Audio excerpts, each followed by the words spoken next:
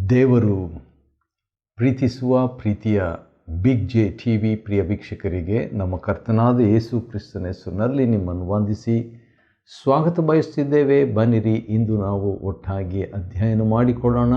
ಇಂದಿನ ನಮ್ಮ ಅಧ್ಯಯನ ಕೀರ್ತನೆಗಳು, ದ ಬುಕ್ ಆಫ್ ಸಾಮ್ಸ್, 142ನೇ ಅಧ್ಯಾಯ, ಸಾಮ್ 142. ಕೀರ್ತನೆ 140, ಕೀರ್ತನೆ 141, ಕೀರ್ತನೆ 142, ಈ ಮೂರು ಕೂಡ ದಾವೀದನು ಬರೆದಂಥ ಒಂದು ಕೀರ್ತನೆಗಳಾಗಿರ್ತವೆ. ಮತ್ತು ಅದರ ಹಿಂದಿನ ಎರಡು ಕೀರ್ತನೆಗಳು ಅಂದರೆ 138, 139, 140, 141, 142, 143, 144, 45 ಕೂಡ ಇವೆಲ್ಲ ದಾವೀದನು ಬರೆದಂಥ ಒಂದು ಕೀರ್ತನೆ. ಈಗ ನಾವು 142ನೇ ಕೀರ್ತನೆಯನ್ನು ನಾವು ನೋಡಿಕೊಳ್ತಾ ಇದ್ದೇವೆ. ಅದರಲ್ಲಿ ನಾವು ನೋಡುವಾಗ ಕ್ರಿಸ್ತನ ಚಿತ್ರ, ನೀತಿವಂತರು, 140ನೇ ಅಧ್ಯಾಯ, ನೀತಿವಂತರು, 13ನೇ ವಚನ, 141, 5ನೇ ವಚನ, ನೀತಿವಂತರು, 142, 7ನೇ ವಚನದಲ್ಲಿ ನೀತಿವಂತರು. ಈ ರೀತಿಯ ಕ್ರಿಸ್ತನ ಚಿತ್ರ, ನೀತಿವಂತರು ಎಂಬುದಾಗಿ ನಾವು ನೋಡಿಕೊಳ್ತಿದ್ದೇವೆ. ಈ 142ನೇ ಕೀರ್ತನೆ, ಈ ಕೀರ್ತನೆಗೆ ಆಧಾರ ಬಂದು ಸಮುವೇಲನ ಗ್ರಂಥ, 1ನೇ ಸಮುವೇಲ ಗ್ರಂಥ 22ನೇ ಅಧ್ಯಾಯ ಮತ್ತು 24ನೇ ಅಧ್ಯಾಯವನ್ನು ಆಧಾರವಾಗಿ ಕೊಟ್ಟಿದ್ದಾರೆ. 7 ವಚನಗಳಿರುವಂಥ ಈ ಕೀರ್ತನೆಯಲ್ಲಿ ಈ ಸಮುವೇಲನ ಪುಸ್ತಕ ಈ ರೀತಿಯಾಗಿರೋದ್ರಿಂದ ಅದು ಏನಾಗಿದೆ, ಅಲ್ಲಿ ಏನಿದೆ ಅಂತ ಹೇಳ್ಬಿಟ್ಟು ನಾವು ನೋಡುವಾಗ, ದಾವೀದನು ಆ ಒಂದು ಗುಹೆಗಳಲ್ಲಿ ಸಂಚರಿಸ್ತಾ ಇದ್ದಾಗ ಸೌಲನು ಕೂಡ ಅವನನ್ನು ಬೆನ್ನಟ್ಟುತ್ತಿರುವಂಥ ವೇಳೆಯಲ್ಲಿ ಬರೆದಂಥ ಒಂದು ಕೀರ್ತನೆ. ದಾವೀದನಿಗೆ ಒಂದು ಸೈನ್ಯ ಇರಲಿಲ್ಲ. ದಾವೀದನು ಒಬ್ಬ ಹೌದು ರಾಜಮನೆತನದವನಾಗಿದ್ದನು, ಹೌದು ಸೌಲನ ಅಳಿಯನಾಗಿದ್ದನು, ಹೌದು ಇದೆಲ್ಲ ನಿಜ. ಆದರೆ ಅದೇ ಸಂದರ್ಭದಲ್ಲಿ ದಾವೀದನು ಒಂದು ಕಡೆಯಿಂದ ತಪ್ಪಿಸಿಕೊಂಡು ಅದುಲಾಮ್ ಎಂಬಂಥ ಗವಿಗೆ ಹೋದಂಥ ವೇಳೆಯಲ್ಲಿ ಅವನ ಜೊತೆಯಲ್ಲಿ ಸೇರಿಕೊಂಡಂಥವರು ಯಾರ್ಯಾರೆಂಬುದಾಗಿ ನೋಡುವಾಗ, ಒಂದು ಅಣ್ಣಂದರು, 2ನೇದು ಸಂಬಂಧಿಕರು, 3ನೇದು ಕುಗ್ಗಿದವರು, 4ನೇದು ಆಶ್ಚರ್ಯ ಸಾಲಗಾರರು, 5ನೇದು ಮನನೊಂದವರು. ಇವರೆಲ್ಲರನ್ನು ಸೇರಿಸಿದಾಗ ಎಷ್ಟು ಜನರು ಇದ್ರಂತ ಹೇಳ್ಬಿಟ್ಟು ನೋಡುವಾಗ 400 ಜನರು ಇದ್ರಂತೆ.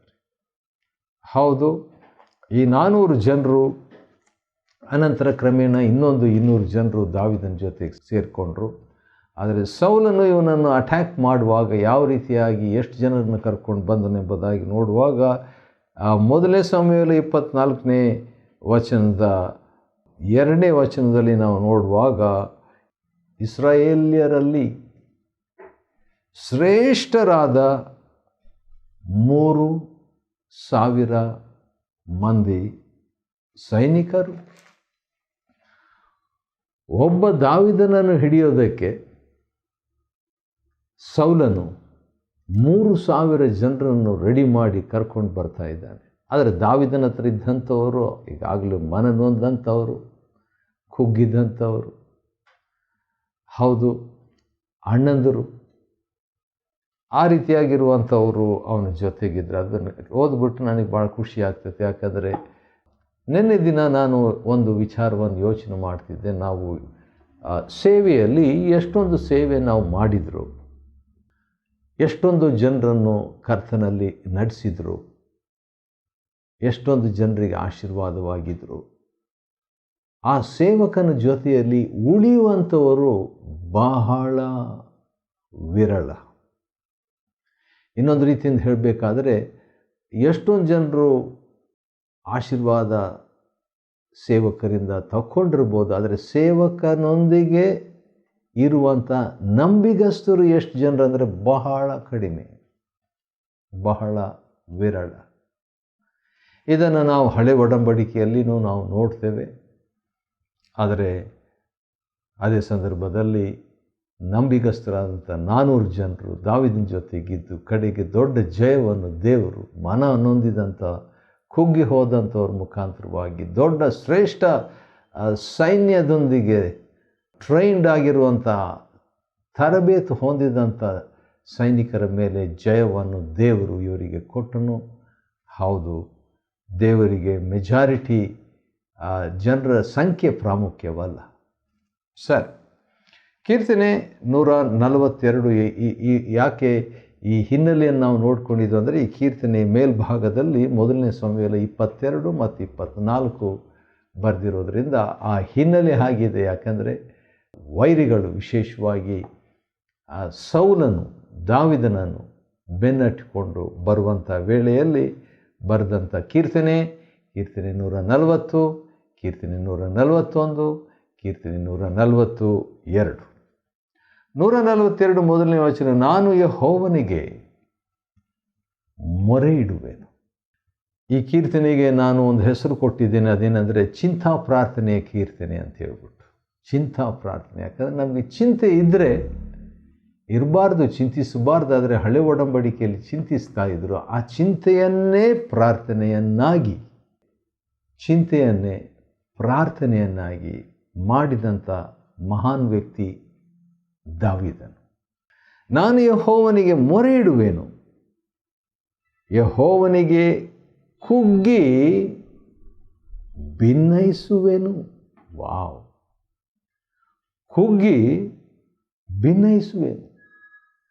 ಕುಗ್ಗಿದ ಮೇಲೆ ಏನು ಮಾಡಲಿಕ್ಕೆ ಆಗಲ್ಲ ಅಂತ ಸುಮ್ಮನೆ ಇದ್ದು ಬಿಡಬಾರ್ದು. ಕುಗ್ಗಿದ ಮೇಲೆ ಆ ಕುಗ್ಗುವಿಕೆಯನ್ನು ಪ್ರಾರ್ಥನೆಯನ್ನಾಗಿ ಕನ್ವರ್ಟ್ ಮಾಡಬೇಕು, ಅಥವಾ ಪ್ರಾರ್ಥನೆಯನ್ನಾಗಿ ಆ ಕುಗ್ಗುವಿಕೆಯನ್ನು ಪ್ರಾರ್ಥನೆಯನ್ನಾಗಿ ಪರಿವರ್ತಿಸಿ ಬಿಡಬೇಕು, ಮಾರ್ಪಡಿಸಿಬಿಡಬೇಕು. ಇನ್ನೊಂದು ಸರಿ ಓದ್ತೇನೆ, ಯೆಹೋವನಿಗೆ ಕೂಗಿ ಭಿನ್ನಯಿಸುವೆನು, ಮೊದಲನೇ ವಚನ. ಆಮೇಲೆ ಚಿಂತೆಗಳನ್ನು ಬಗ್ಗೆ 2ನೇ ವಚನದಲ್ಲಿ ಹೇಳ್ತಾನೆ ದಾವೀದನು. 142 2ನೇ ವಚನ, ನನ್ನ ಚಿಂತೆಗಳನ್ನು ಆತನ ಮುಂದೆ ಬಿಚ್ಚುವೆನು. ಒಂದೊಂದಾಗಿ ಒಂದೊಂದಾಗಿ ಚಿಂತೆಗಳನ್ನು ದೇವರ ಮುಂದೆ ಯಾವ ರೀತಿಯಾಗಿ ಗಂಟು ಬಿಚ್ಚಿದ ಹಾಗೆ ತನ್ನ ಸಮಸ್ಯೆಗಳನ್ನು ದೇವರ ಮುಂದೆ ಒಂದೊಂದಾಗಿ ಬಿಚ್ಚಿ ಬಿಚ್ಚಿ ಹೇಳ್ತಾ ಇದ್ದಾನೆ ದಾವೀದನು. ನನ್ನ ಚಿಂತೆಗಳನ್ನು ಆತನ ಮುಂದೆ ಬಿಚ್ಚುವೆನು, ಅದಕ್ಕೆ ಚಿಂತಾ ಪ್ರಾರ್ಥನೆ ಅಂತ ಹೆಸರು ಕೊಟ್ಟಿದ್ದೇನೆ. ನನ್ನ ಕಷ್ಟವನ್ನು ಆತನಿಗೆ ಅರಿಕೆ ಮಾಡುವೆನು. ನೋಡ್ರಿ, ಕೂಗಿ ಭಿನ್ನಯಿಸುವೆನು, ಚಿಂತೆ ಬಿಚ್ಚುವೆನು, ಕಷ್ಟ ಅರಿಕೆ ಮಾಡುವೆನು. ಎಷ್ಟು ಚೆನ್ನಾಗಿದೆ ಅಲ್ವಾ? ಜೀವನದಲ್ಲಿ ನಮಗೆ ಸಮಸ್ಯೆಗಳು ಬಂದೇ ಬರುತ್ತವೆ. ಯಾಕೆಂದರೆ ದೇವರ ವಾಕ್ಯದಲ್ಲಿ ಆ ರೀತಿಯಾಗಿ ಒಂದು ವಾಕ್ಯ ಇದೆ. ಎಲ್ಲಿದೆ ನೋಡೋಣ ವಾಕ್ಯ. ಯಾಕಂತ ಹೇಳಿದರೆ ಪೌಲನು ತಿಮೋತಿಯನಿಗೆ ಬರೆಯುವಾಗ ಇರುವಂಥ ಒಂದು ವಾಕ್ಯ ಇರಬೇಕಂತ ಕಾಣ್ತದೆ.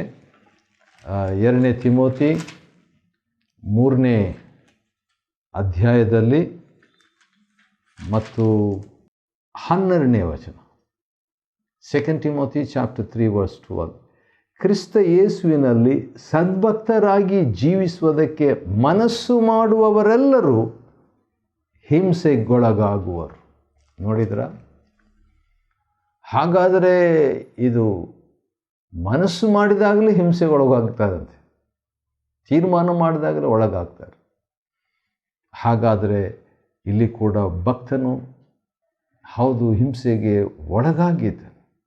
ಆ ಹಿಂಸೆಗೆ ಒಳಗಾಗಿದ್ದಂಥ ಕೂಗುವಿಕೆ, ಚಿಂತೆ, ಕಷ್ಟ ಅದನ್ನೆಲ್ಲ ದೇವರ ಮುಂದೆ ಅರಿಕೆ ಮಾಡ್ತಾ ಇದ್ದಾನೆ.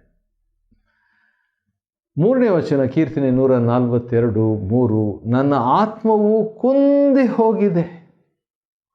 ಅದನ್ನು ಹೇಳಬೇಕಾ? ಹೌದು, ಒಳ್ಳೆಯದು. ದೇವರ ಮುಂದೆ ನಮ್ಮ ಕುಗ್ಗುವಿಕೆ, ನಮ್ಮ ಚಿಂತೆ, ನಮ್ಮ ಕಷ್ಟ ನಮ್ಮ ಆತ್ಮ ಕುಂದಿ ಹೋಗಿದೆ. ಅಷ್ಟಕ್ಕೆ ನಿಲ್ಲಿಸಲಿಲ್ಲ ದಾವೀದನು. ನೀನೇ ನನ್ನ ಮಾರ್ಗವನ್ನು ಬಲ್ಲವನು. ಮಾರ್ಗ ಅಂದ ತಕ್ಷಣ ಯೋಹಾನ 14:6 ನೆನಪಾಗ್ತದೆ. ಯೇಸು ಕ್ರಿಸ್ತನ ಒಂದು ಚಿತ್ರ. ಹೌದು, ಇದು ಇಲ್ಲಿ ಬಂದು ದಾವೀದನ ಮಾರ್ಗವನ್ನು ಬಲ್ಲವನು. ನೀನೇ ನನ್ನ ಮಾರ್ಗ, ನಿನಗೆ ಗೊತ್ತು ಸ್ವಾಮಿ. ನಾನು ಹೋಗಬೇಕಾದ ದಾರಿಯಲ್ಲಿ ಉರುಳನ್ನೊಡ್ಡಿದ್ದಾರೆ ಅಂತ ಹೇಳಿಬಿಟ್ಟು 4ನೇ ವಚನ ನೋಡ್ರಿ. ನನ್ನ ಬಲಗಡೆಗೆ ನೋಡಿ ಪರಾಂಬರಿಸು, ಆ ರೀತಿಯಾಗಿ ಹೇಳಿಬಿಟ್ಟು ಅಲ್ಲಿ ಸಹಾಯಕರು ಯಾರೂ ಇಲ್ಲ. 1ನೇ ಯೋಹಾನ 2ನೇ ಅಧ್ಯಾಯದಲ್ಲಿ ಯೇಸು ಕ್ರಿಸ್ತನಿಗೆ ಒಂದು ಹೆಸರು ಏನಂದರೆ ಸಹಾಯಕನು. ಹೌದು, ಪವಿತ್ರಾತ್ಮನಿಗೂ ಅದೇ ಹೆಸರೇ, ಯೇಸು ಕ್ರಿಸ್ತನೆಂಬ ಸಹಾಯಕನು ಅಂತ ಹೇಳ್ಬಿಟ್ಟು ಯೇಸು ಕ್ರಿಸ್ತನ ಒಂದು ಚಿತ್ರ ಬಂದಿದೆ. ಹಳೆ ಒಡಂಬಡಿಕೆಯಲ್ಲಿ ರಕ್ಷಕನಿಲ್ಲದಂಥ ಒಂದು ಅನುಭವ, ವಿಮೋಚಕನಿಲ್ಲದಂಥ ಒಂದು ಅನುಭವ. ದೇವರು ಹೌದು ಅವರ ನಡುವೆ ಇದ್ದನು, ಆದರೆ ದೇವರು ಅವರೊಂದಿಗೆ ಅವರಲ್ಲಿ ಇರುವಂಥದ್ದು ಅಪರೂಪವಾದದ್ದು. ಆದರೆ ಇಲ್ಲಿ 4ನೇ ವಚನದಲ್ಲಿ ದಾವೀದನು ಹೇಳ್ತಾನೆ, ಸಹಾಯಕರು ಯಾರಿಲ್ಲ ಎಂಬುದಾಗಿ. ಆಶ್ರಯವು ನಾಶವಾಯಿತು, ನನ್ನ ಪ್ರಾಣಕ್ಕೆ ಹಿತಚಿಂತಕರು ಒಬ್ಬರೂ ಇಲ್ಲ. ಆದರೆ 1ನೇ ಪೇತ್ರ 5 ಹೇಳ್ತದೆ, ನೋಡ್ಬಿಡೋಣ ಅದನ್ನು. ಹಳೆ ಒಡಂಬಡಿಕೆಯಲ್ಲಿ ನೋಡ್ರಿ ಪರಿಮಿತಿಗಳು ಎಷ್ಟಿದ್ದವು ಎಂಬುದಾಗಿ. ಸಹಾಯಕರಿಲ್ಲ, ಹಿತಚಿಂತಕರಿಲ್ಲ, ರಕ್ಷಕನು ಇಲ್ಲ ಎಂಬುದಾಗಿ ಪ್ರಾರ್ಥನೆಯನ್ನು ಹಳೆ ಒಡಂಬಡಿಕೆ ಭಕ್ತಾದಿಗಳು ಮಾಡ್ತಿದ್ರು. ಆದರೆ ಹೊಸ ಒಡಂಬಡಿಕೆಯಲ್ಲಿ ನೋಡುವಾಗ 1ನೇ ಪೇತ್ರ 5ನೇ ಅಧ್ಯಾಯದಲ್ಲಿ ನಾವು ನೋಡುವಾಗ 7ನೇ ವಚನ, ನಿಮ್ಮ ಚಿಂತೆಯನ್ನೆಲ್ಲ ಆತನ ಮೇಲೆ ಹಾಕಿರಿ. ಹೌದು, ಆತನ ಮೇಲೆ ಹಾಕಿರಿ. ಚೆನ್ನಾಗಿದೆ ಇದು. ನಿಮ್ಮ ಚಿಂತೆಯನ್ನೆಲ್ಲ ಆತನ ಮೇಲೆ ಹಾಕಿರಿ, ಆತನು ನಿಮಗೋಸ್ಕರ ಚಿಂತಿಸುತ್ತಾನೆ. ಆದರೆ ಇಲ್ಲಿ ಏನಂತ ನೋಡ್ತೇವೆ, ನನಗೆ ನನ್ನ ಪ್ರಾಣಕ್ಕೆ ಹಿತಚಿಂತಕರು ಒಬ್ಬರೂ ಇಲ್ಲ. ಕೀರ್ತನೆ 42:4. ಭಾಳ ಕಷ್ಟವಾಗಿರಬೇಕಲ್ಲ ಹಳೆ ಒಡಂಬಡಿಕೆ ಒಂದು ಜೀವನ. ಅದಕ್ಕೆ ಯೇಸು ಸ್ವಾಮಿ ಎಲ್ಲ ಕಷ್ಟಪಡುವವರೇ, ಹೊರೆ ಹೊತ್ತವರೇ, ನೀವೆಲ್ಲರೂ ನನ್ನ ಬಳಿಗೆ ಬನ್ನಿರಿ, ನಾನು ನಿಮ್ಗೆ ವಿಶ್ರಾಂತಿಯನ್ನು ಕೊಡುವೆನು ಎಂಬುದಾಗಿ ಮತ್ತೆ 11:28 ಯೇಸು ಕ್ರಿಸ್ತನು ಸಾರ್ವತ್ರಿಕವಾದಂಥ ಒಂದು ಆಹ್ವಾನವನ್ನು ಕಷ್ಟಪಡುವವರಿಗೆ ಕೊಡುವಾತನಾಗಿದೆ. ನನ್ನ ಕಷ್ಟವನ್ನು ಆತನಿಗೆ ಅರಿಕೆ ಮಾಡುವೆ. 22 ಅರಿಕೆ ಅಷ್ಟೇ ಮಾಡಬೇಕು ಹಳೆ ಒಡಂಬಡಿಕೆಯಲ್ಲಿ. ಆದರೆ ಆತನ ಮೇಲೆ ಹಾಕುವಂಥ ಒಂದು ಅನುಭವ ಇರಲಿಲ್ಲ.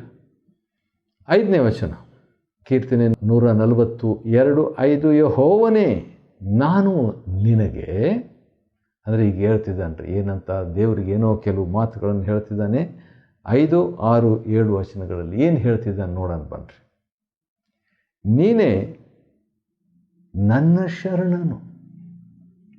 ದೇವರನ್ನು ವೈಯಕ್ತಿಕವಾಗಿ ಅಥವಾ ವ್ಯಕ್ತಿಗತವಾಗಿ ಮಾಡಿಕೊಳ್ಳುವಂಥ ಈ ಅನುಭವದಲ್ಲಿ ದಾವೀದನು PhD ಅಂತ ಹೇಳ್ಬೋದು, ಎಕ್ಸ್ಪರ್ಟ್ ಅಂತ ಹೇಳ್ಬೋದು. ಯಾಕಂತ ಹೇಳಿದರೆ ನನ್ನ ದೇವರೇ, ನನ್ನ ಶರಣನೇ, ನನ್ನ ವಿಮೋಚಕನೇ, ಈ ರೀತಿಯಾಗಿ ನನ್ನ ಅಂತ ಹೇಳ್ಬಿಟ್ಟು ದೇವರ ಯಾವುದೇ ಒಂದು ಗುಣಾತಿಶಯ ಇದ್ದರೂ ಅದನ್ನು ತನಗೆ ಲಿಂಕ್ ಮಾಡಿಕೊಳ್ತಿದ್ದ, ಅನ್ವಯಿಸಿಕೊಳ್ತಿದ್ದ ದಾವೀದ.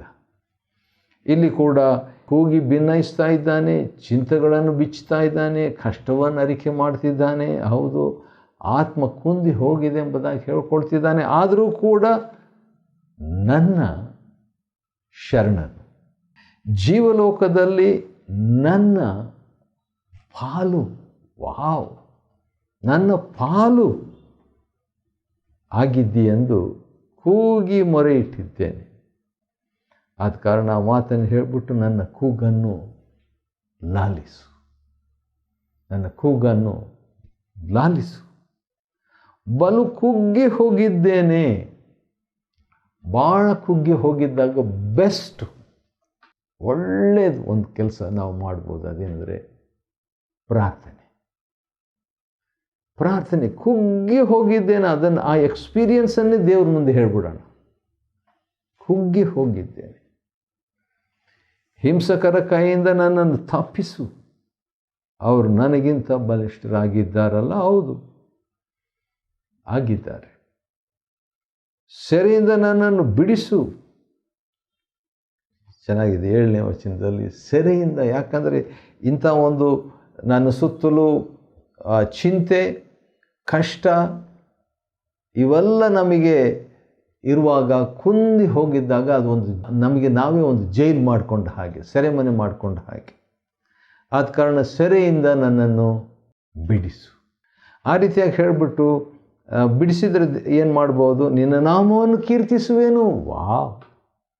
ಯಾಕಂದರೆ ದಾವಿದನಿಗೆ ಒಂದು ಅನುಭವ ಇತ್ತು, ಅದನ್ನು ನಾವು ನೋಡ್ಕೊಳ್ಳೋದು ಒಳ್ಳೆಯದೇನೋ. ಯಾಕಂತ ಹೇಳಿದರೆ ದಾವಿದನ ಒಂದು ಅನುಭವ ಅವನ್ನ ಸ್ಟಾರ್ಟ್ ಮಾಡಿದಾಗಿಂದಲೇ ಅವನ ಒಂದು ಅನುಭವ ಈ ರೀತಿಯಾಗಿದೆ. ಅದೇನಂತ ಹೇಳಿದರೆ, ಇಲ್ಲಿ ದಾವಿದನು ಸೌಲನ ಮುಂದೆ ಇದ್ದಾನೆ, ಮಾತಾಡ್ತಾ ಇರುವಾಗ 1ನೇ ಸಮುವೇಲ 17ನೇ ಅಧ್ಯಾಯ 45ನೇ ವಚನದ 2ನೇ ಭಾಗದಲ್ಲಿ, ನೀನು ಈಟಿ ಕತ್ತಿ ಬರ್ಜಿಗಳೊಡನೆ ನನ್ನ ಬಳಿಗೆ ಬರ್ತಿ, ನಾನಾದರೂ ಇಸ್ರಾಯೇಲರ ಯುದ್ಧ ಭಟರ ದೇವರು ಆಗಿರುವ ಯೆಹೋವನ ನಾಮದೊಡನೆ ನಿನ್ನ ಬಳಿಗೆ ಬರುತ್ತೇನೆ. ಆಶ್ಚರ್ಯ! ನಾಮದೊಡನೆ ನಿನ್ನ ಬಳಿಗೆ ಬರುತ್ತೇನೆ ಎಂಬುದಾಗಿ. ಹೌದು, ಗೊಲಿಯಾತನು ಏನು ಮಾಡ್ತಾನೆ? ತನ್ನ ದೇವರ ನಾಮದಲ್ಲಿ ಶಪಿಸ್ತಾನೆ. 1ನೇ ಸಮುವೇಲ 17:48 ತನ್ನ ದೇವರ ನಾಮದಲ್ಲಿ ಶಪಿಸ್ತಾನೆ. ಆದರೆ 45ನೇ ವಚನದಲ್ಲಿ ದಾವಿದನು ಹೇಳ್ತಾನೆ, ನಾನು ಯೆಹೋವನ ನಾಮದೊಡನೆ ನಿನ್ನ ಬಳಿಗೆ ಬರ್ತೇನೆ ಅಂತ ಹೇಳ್ಬಿಟ್ಟು. ಆದ ಕಾರಣ ಈ ಸೆರೆಯಿಂದ ನನ್ನನ್ನು ಬಿಡಿಸು, ಕೀರ್ತನೆ 142:7,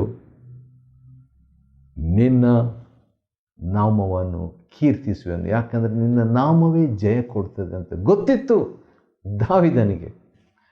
ನಿನ್ನ ನಾಮವನ್ನು ಕೀರ್ತಿಸುವೆನು ಅಂತ ಹೇಳಿಬಿಟ್ಟು ಕೊನೆ ಒಂದು ಮಾತು, 2 ಲೈನು ಕೀರ್ತನೆ 142ರಲ್ಲಿ, ನೀತಿವಂತರು ಹೇಗೆ ನೀತಿವಂತರಾಗ್ತೇವೆ?